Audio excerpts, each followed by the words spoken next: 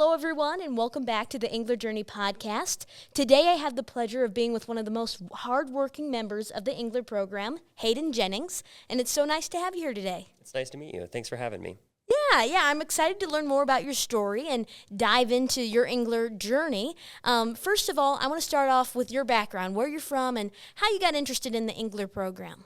So I'm from Seneca, Nebraska. I tell everyone North Platte, about 2 hours north of there, maybe a little closer. I come from a family ranch operation, just cow-calf, and my mom actually grew up on the place, so it's kind of nice to still have that in the family. My parents bought out my mom's sisters and siblings, so it's solely ours now. My interest in Engler, actually, I was a college student in Wyoming before I came here. Oh, okay. So I went to school 2 years out there, and I thought 2 years was all I was going to do. And then something in me was like, oh, I kind of love school now. And I hated school in high school. And I had a couple of friends that were in the Engler program or had been a part of the Engler program. And I was like, I'm going to go look at UNL. And then Tom got a hold of me when I was here for my visit. And honestly, Tom's the one who sold me on it. He was just like so personable. And we sat down in the kitchen, actually. I still remember it. And he just like really related to like my ideas, my kind of what I wanted to do. Yeah, and what was that like making that decision to leave Wyoming and come to Nebraska for school? Honestly, for me, it wasn't that hard. It was hard to leave all my friends out there because like within 2 years, I had already built this network of friends, and I was like, oh gosh, I'm leaving all of them now. I will admit, it's still hard leaving the mountains. I love the mountains. I love hiking and skiing and all that stuff, so I still miss that. But coming here, I knew it was going to open so many opportunities for me.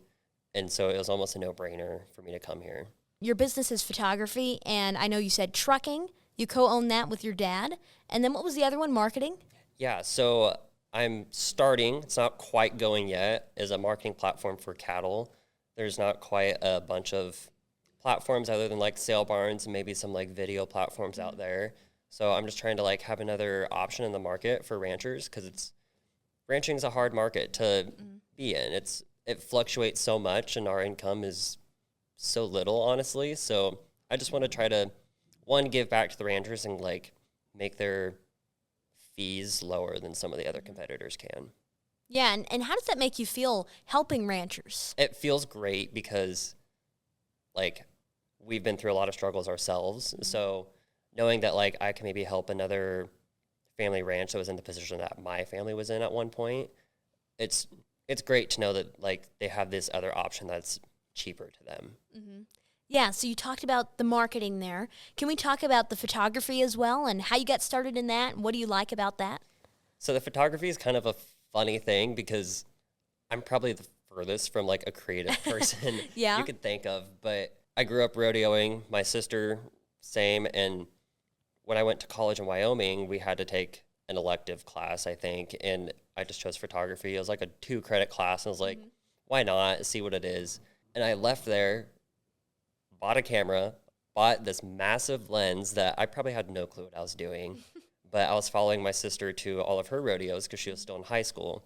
And then, like, a lot of them actually started to turn out really well, so I was like, oh, like, no one's really at these rodeos besides maybe some moms that are here with their own cameras. And so I just started, like, them on Facebook for all the parents to see and look at, and then some people started buying them, and then I actually, like, I think that same year, maybe the year after, my sister made it to nationals, and so a newspaper asked me to take pictures for them at nationals, which was so cool. So my photography is more like sport-based, I should say. I don't do a ton of like family pictures, but I'm actually getting into family pictures now, so maybe a little wide variety. Yeah, so a lot of variety and a lot of opportunities with photography. What were some of the challenges you faced with doing photography, or maybe some of the behind the scenes that people might not know about? Learning everything. Like, yes, I took this one little intro class, and I thought that I knew everything. And then I finally go out there. Like, people think it's just point, shoot, and, oh, look at this picture. It looks great. Then you put it on your computer, and you're like, what is that? Why does it look that way? Why is it grainy? Like, it looked good when I took it. And so, like, learning all the editing, the little tricks, and then, like, finding my mentors is what's helped me so much. I have, like, a bunch of people that I could call at this exact moment and they'd be like, oh, do this, try this one other lens. Like, they're just so helpful to me in that way. So it's a lot of the self-learning that's got to me. I kind of stopped actually doing it for a while because I got a little overwhelmed with it all. So I had to take a step back. But now I have like these family pictures coming up in 2 weeks that I wasn't sure if I was going to do, but I was like, it's an experience, I'm going to do it. And I'm excited for it because one of my mentors was like, you took great pictures this one day that you're with me, like do that exact same thing. Yeah, and what has been like one of your favorite shoots you've ever done? I don't know if there has been a favorite shoot. Maybe my favorite shoot, I should say, aside from the like rodeo aspect, because those, not all the same, but a lot of them are the same. Mm-hmm. My cousin let me do like her maternity/family pictures, which maternity pictures can just be weird in general, but it was fun because like, one, it was so relaxed because it was a family member. Mm-hmm. And then two, like I was able to get her daughter, who was 2 at the time. She likes me. I see her all the time. I could get her to like run towards me so I can get this shot, and she would do it. That experience of like just having a relaxed environment was probably one of the most memorable for me. And you said you're from a ranch, right? Yep. So what are some of the values that you brought with you coming to the Engler program? I would say that definitely one of my biggest values is like work ethic and my drive, because my parents, like when we bought the ranch, they were starting with nothing. So watching just the way that they have worked and like dug in so hard to, one, support us. We didn't even know if there were hard times. They hid it very well from us. So like coming to Engler and just having that behind me, or like I'm a very family-based person. Like I would do anything for a family member, no matter if I've spoke to them in years or not. Like call me and I'll do it. So those are probably my 2 biggest values. Yeah, so your family kind of inspires you to do things in the Engler program and do well in the Engler program. So what are some of the experiences you've had in the Engler program? So many experiences. This summer, I got to go on the summer trek just across Nebraska. Probably one of the best experiences because we got to see so many different small businesses and Engler alumni-owned businesses I may not have ever known about or like seen, because like they're in towns I don't go to often. Like I kind of go from Lincoln home or somewhere around home. Yeah. I don't really go to the north part of the state or the northeast part of the state. So like going up to Norfolk and seeing some of those. And it was just a bonding experience for like the entire team. Like I'm really close with a lot of the community members now. I was still technically like my first year because I was a transfer student. So it's nice to like be able to get to know everyone on a out of school basis. Yeah, and so what did you like about the trek? Besides getting to meet community members, what did you like about seeing some of these different businesses? A lot of those businesses were just so inspiring, like hearing their stories of where they came from, one, maybe why they started the business. Then sometimes they're little funny stories of our executive members, like, oh, Tom told me, just go with it, it'll work out in the end, or something quirky like that. I think it's really cool that some of them have started out from like our $50 business class, or they ran into another community member that kind of had the same idea and they just came together and now they have a full-blown business together. Hearing all those stories and seeing how the relationships were built is just really cool. So talking about Engler again, what has been some of your favorite classes from the program? So it's hard for me to talk on the classes because this is still only my second year here. And this semester I actually wasn't able to take any classes because my schedule wouldn't work with it. But I would say that 388 or our finance module with Jared Kenobi, I really loved both of those classes because they just, as a business major, the finance class just kind of spoke to me. Like, I love money, I love finances. So being in that 4-week module, like my mind was just kind of working the whole time. Like, oh, what if I did this? What if I do that? What if I open this account? So like loved that one. And the 388 class, it's such a driving class. Like it's only a 16, maybe an 8-week long class. It's not a very long class. And so Dave pushes you so, I shouldn't say pushes you. He has these deadlines that you're required to meet. And I went in there not really with a business in mind because I didn't want to do my photography business. Because like I'm someone who, if you push me too far on a business that I like, I'm going to start hating it. Like if you push me too fast. So I didn't want my photography business to become that. Like I was still like trying to figure things out, and 388 was too fast paced for me for that. So I had to like randomly find something else to have a business in this class to work with. And randomly I chose a direct-to-consumer beef marketing platform. And I had a lot of inside mentors like Vicky Ferentz to help me with that. So 388 drove me and showed me like, oh my God, this is possible. Now I just need more time to do it. 388 at least got me through all the like basic steps. Could you talk about the financing class too? Like, what's the main goal in that class? The way that he talked is like, just try not to get ahead of yourself as far as debt, loans, and then start investing in yourself. Like, he talked about when he graduated college that like he went out and he bought a house while his friends were buying new cars and going on vacations. Now he has a rental property aside from his primary house that he and his wife live in. Like, right after college, he decided to start something. That class really can help kids think about like their future and how they should invest in themselves, like you were saying. That's really kind of what the Engler program does. It allows us to explore different things, different businesses that we might be interested in. So what's some of the best advice that you've ever received in the Engler program, or maybe a favorite speaker that you've ever had?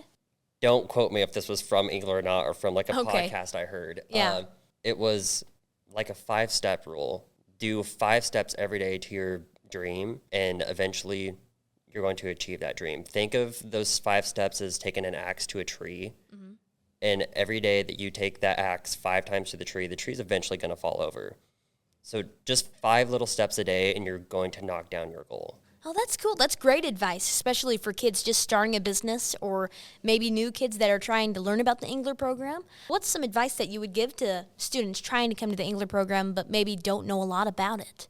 Do everything. I'm someone who, I don't really like many free seconds of my day. A lot of people prefer more free time in their day, but I'm in the Engler space all day, every day. I try to come to all the events because all of our events have great speakers or great motivators, leaders, or even just topics that we're all covering, or even just community bonding. Like, I've said a million times in this podcast already that like the community members here are such a big part to me, because I couldn't do some of the things that I do without them. Whether you're introverted, shy, or even if you are outgoing, come to everything, start making friends, whether you're uncomfortable or not. You have to do things that make you uncomfortable. That's great advice. And I mean, this program impacts so many people and allows the kids to go out and accomplish their dreams and make impacts on other people, like Paul Engler. Did you ever get to meet him?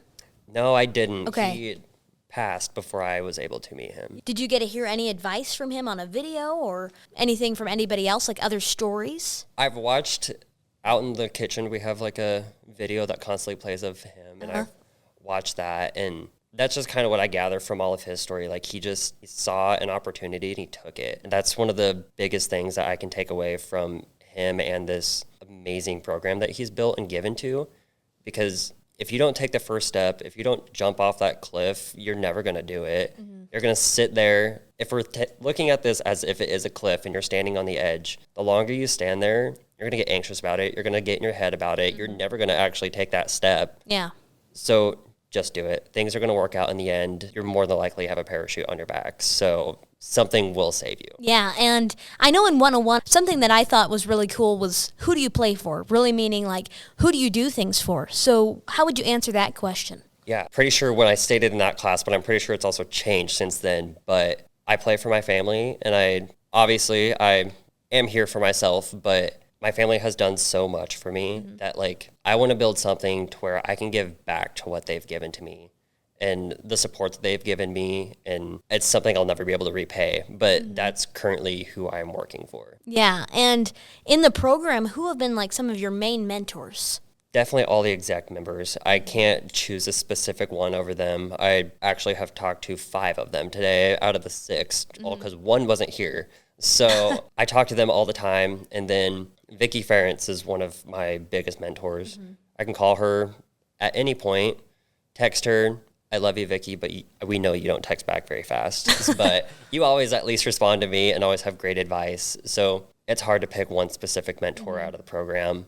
they're all here for me and I know it. Yeah, that's really cool. And talking about everybody that's here for you in the community, especially like your family as well. I know you talked about this too, that you co-own a business with your dad, right? A trucking business? He definitely, and my mom own way more of it than I do. I have maybe a very small fraction of it. Yeah, my dad has done that for years. And then when I got older, I kind of started taking over like our billing and finances and stuff. So I have such a love for numbers, and he was fine with that because he didn't have, one, the time to keep up with it.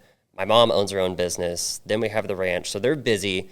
So they're okay with giving up a part of it. And it's allowed me to see the inner workings of a functional business, taking what I've learned from that and trying to apply it to something that I'm trying to build myself.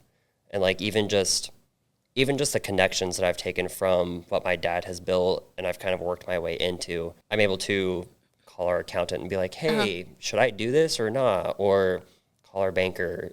Versus like, I feel as a student, a lot of students maybe don't have those connections or maybe aren't quite comfortable like calling up some banker and being like, hey, would this be a good investment or not? Yeah, I mean, that's really cool. You get that hands-on experience. Did you start that before college? Probably when I went to college. Okay.